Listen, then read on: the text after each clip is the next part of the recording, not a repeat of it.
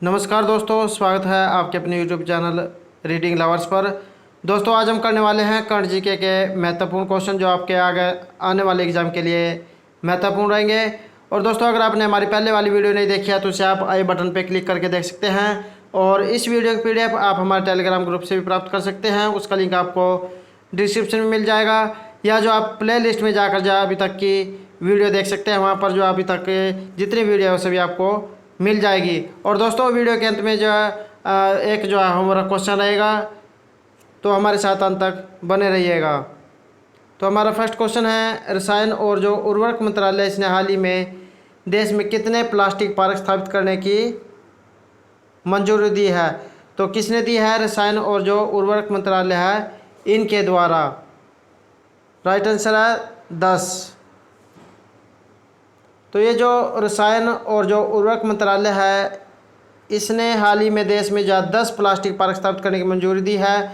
और यह जो पार्क 2019 में लॉन्च की गई प्लास्टिक पार्क योजना के तहत स्थापित किए गए हैं।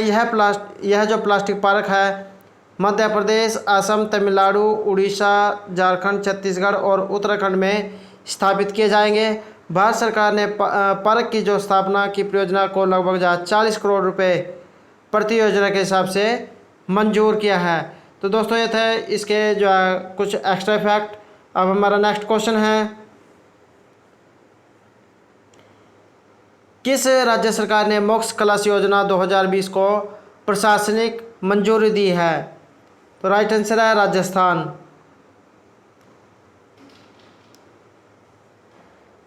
राजस्थान के जो मुख्यमंत्री है अशोक गहलोत। दोस्तों, कई बार जो एग्जाम में मुख्यमंत्री के बारे में भी पूछा जा सकता है कि राजस्थान के जो मुख्यमंत्री कौन है। तो मुख्यमंत्री है अशोक गहलोत। इन्होंने मोक्ष क्लास योजना 2020 को प्रशासनिक मंजूरी दी है। और अपनों की जो अस्थि होती है उसे गंगा में प्रवाहित करने के लिए हरिद्वार आने जाने के लिए समस्त व्यय का भुगतान देवस्थान विभाग करेगा। और राजस्थान राज्य परिवहन निगमों की बसों में निःशुल्क यात्रा करने के लिए मोक्ष क्लास योजना 2020 शुरू की गई है। और इस योजना में नोडल एजेंसी राजस्थान और राज्य पथ परिवहन निगम जो है इसमें शामिल होगा, जबकि वित्त पोषक विभाग देवस्थान विभाग होगा। योजना के तहत हुए समस्त व्यय के भुगतान की व्यवस्था देवस्थान विभाग के द्वारा की जाएगी। नेक्स्ट क्वेश्चन है, हाल ही में किस देश के पूर्व क्रिकेटर डीन जोन्स का मुंबई में निधन हो गया है? तो ये जो है ऑस्ट्रेलिया के जो खिलाड़ी थे।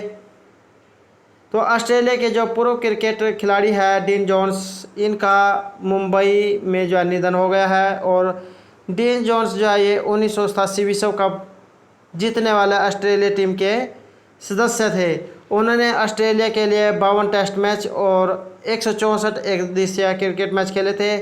इस समय वे इंडियन प्रीमियर लीग जिसे IPL भी कह देते हैं, जिसे जो है IPL के नाम से भी जाना जाता है, कि कमेंट्री टीम के साथ मुंबई में थे। और जोन्स ने जो है इंटरनेशनल क्रिकेट में डेब्यू 1984 में किया था। उन्होंने टेस्ट क्रिकेट में 40 से ज़्यादा की औसत से 3631 रन और वनडे में जो है 44 से ज़्यादा की औसत से 6068 रन बनाए थे। नेक्स्ट है, केंद्र सरकार ने 24 सितंबर 2020 को कितने राज्यों को खुले बाजार से 9,913 करोड़ रुपये अतिरिक्त कर्ज लेने की मंजूरी दी है? राइट आंसर है 5। तो ये जो वित्त मंत्रालय है इसने खुले बाजार में उधार के माध्यम से आंध्र प्रदेश, तेलंगाना, गोवा, कर्नाटक और जो त्रिपुरा है इसको 9,913 करोड़ रुपए की अतिरिक्त वित्तीय सहायता जुटाने की अनुमति दी है। और यह जो अनुमति है कोविड-19 संकट के कारण राजस्व में कमी के बीच व्यय जरूरतों को पूरा करने के लिए राज्यों को दी गई है। जो हाल ही में जो महामारी फैली हुई है कोरोना नाम से, तो इसके कारण जो है वित्त में जो है संकट हुआ है, तो इसके दूर करने के लिए जो है राज्यों को दी गई है। यह अनुमति इन राज्यों में one nation one ration card के कार्यान्वयन की शर्त के बाद मिली है। तो पूरे देश में जो है वन नेशन वन कार्ड जो प्रधानमंत्री के द्वारा जो है इसको शुरू किया गया था, तो उसके बाद जो है राज्य में शुरू हुई है।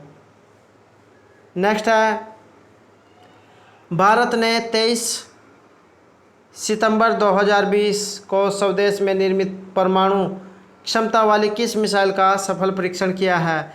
तो ये थी पृथ्वी-2 मिसाइल। और ये क्या है? ये अपने ही देश में बनी हुई है और परमाणु क्षमता वाली ये मिसाइल है। इसका नाम है पृथ्वी-2।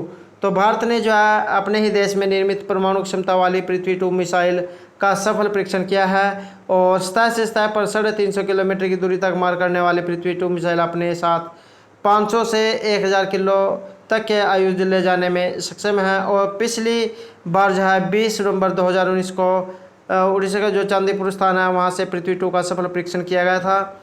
और पृथ्वी-2 मिसाइल की जो सेना में 2003 में शामिल किया गया था। 9 मीटर लंबी इस मिसाइल को जो DRDO जो स्थान है इसने विकसित किया है।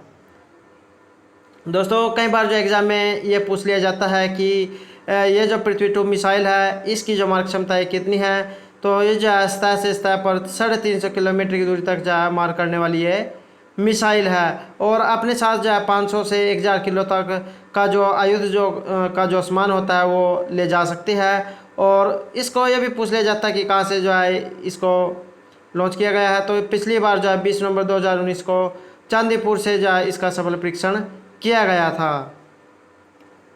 नेक्स्ट क्वेश्चन है, केंद्र सरकार ने राज्य में जो कोरोना महामारी है उससे लड़ने के लिए राज्य आपदा प्रतिक्रिया कोष SDRF की कितने फीसदी तक रकम इस्तेमाल करने की मंजूरी दी है? तो ये मंजूरी दी गई है 50% तक। तो ये जो केंद्र की जो सरकार है इसने राज्यों को कोरोना महामारी से लड़ने के लिए राज्य आपदा पर जो प्रतिक्रिया है SDRF इसकी 50% तक रकम इस्तेमाल करने की मंजूरी दी है। और राज्य जो है इन पैसों से क्वारंटीन सुविधाएं, जांच और ऑक्सीजन बनाने जो संयंत्र होते हैं ये स्थापित कर पाएंगे और जो वेंटिलेटर या जो PP किट होती है वो भी खरीद सकेंगे। यह फैसला जो है सरकार ने प्रधानमंत्री नरेंद्र मोदी के कोरोना से सबसे ज़्यादा प्रभावित 7 राज्यों के मुख्यमंत्रियों से हाल ही में हुई बातचीत के बाद किया है। जो ये 7 राज्य है इनमें जो है कोरोना के जो लक्षण हैं ये सबसे ज़्यादा दिखाई दिए हैं। तो जिसमें जो प्रधानमंत्री ने कहा था कि कोरोना संबंधी स्वास्थ्य ढांचा मजबूत करने के लिए राज्य आपदा कोष का जो ये उपयोग है ये 35% से बढ़ाकर जो 50% ये किया जा रहा है। नेक्स्ट है, भारत में अंत्योदय दिवस किस दिन मनाया जाता है? तो ये मनाया जाता है 25 सितंबर को। तो 25 सितंबर को जो है पंडित दीनदयाल उपाध्याय की जो जन्म वर्षगांठ है इसके उपलक्ष्य पर देश भर में अंत्योदय दिवस मनाया जाता है। कई बार जो है एग्जाम में ये भी पूछ लिया जाता है कि जो 25 दिसंबर को किस के जन्मदिवस के रूप में भी मनाया जाता है? तो ये जो 25 सितंबर है इसको पंडित दीनदयाल उपाध्याय की जन्म वर्षगांठ के अवसर पर जो है मनाया जाता है। तो पंडित दीनदयाल उपाध्याय एक विचारक, इतिहासकार और राजनीतिक कार्यकर्ता थे। इन अन्य ये जो अंत्योदय है इसका अर्थ समाज के जो कमज़ोर वर्ग के ऊपर उठाना है और इस अवसर पर देश में रक्तदान शिविर, संगोष्ठी, सम्मेलन का आयोजन किया जाता है। और उन्होंने स्वदेशी तथा लघु स्तरीय औद्योगिकरण का समर्थन किया था। नेक्स्ट है, संयुक्त राष्ट्र पर्यावरण कार्यक्रम जिसे यूनिप के क्षेत्रीय राजदूत के रूप में किन्हें नियुक्त किया गया है? तो ये जो राष्ट्रीय पर्यावरण कार्यक्रम है UNEP के जो क्षेत्रीय राजदूत के रूप में किन्हें नियुक्त किया गया है? तो ये नियुक्त किया गया है खुशी चिंदालिया को। तो ये जो खुशी चिंदालिया है इनको पर्यावरण के प्रति लगाव के चलते संयुक्त राष्ट्र का जो पर्यावरण कार्यक्रम है UNEP ने भारत के लिए क्षेत्रीय राजदूत नियुक्त किया है। और वे जो है जलवायु परिवर्तन और पर्यावरण संरक्षण के महत्व और पर्यावरण की सुरक्षा की आवश्यकता के बारे में जागरूकता बढ़ाएंगे। और फरवरी 2021 तक जो है विभिन्न जागरूकता कार्यक्रमों पर जो टुंजो इको जनरेशन के साथ ये कार्यक्रम करेंगे। नेक्स्ट क्वेश्चन है, विश्व फार्मासिस्ट दिवस। ये जो विश्व फार्मासिस्ट दिवस है ये किस दिन मनाया जाता है? ये मनाया जाता है 25 सितंबर को। तो विश्व जो फार्मासिस्ट दिवस है ये प्रतिवर्ष 25 सितंबर को दुनिया भर में मनाया जाता है। और ये जो है दुनिया भर में स्वास्थ्य में सुधार के लिए फार्मेसी पैसे की कीमत को दर्शाने के लिए मनाया जाता है। इस्तांबुल तुर्की और जो FIP काउंसिल है इसने 25 सितंबर को 2009 में विश्व फार्मासिस्ट दिवस घोषित किया था।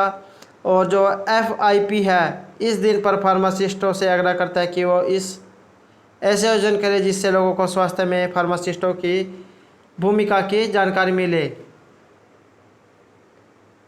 नेक्स्ट है उत्तर प्रदेश के जो मुख्यमंत्री हैं योगी आदित्यनाथ, इन्होंने यूपी में जो ये मान्यता प्राप्त पत्रकार है उनको कितने लाख रुपए तक स्वास्थ्य बीमा कवर करने की घोषणा की है। तो ये जो है उत्तर प्रदेश की जो सरकार है इसके द्वारा इसकी जो घोषणा की गई है। और उत्तर प्रदेश के जो मुख्यमंत्री है योगी आदित्यनाथ, इन्होंने इसकी घोषणा की है। तो इसमें कितने लाख रुपए तक की जो घोषणा की गई है, तो इसमें 5 लाख रुपए तक की घोषणा की गई है।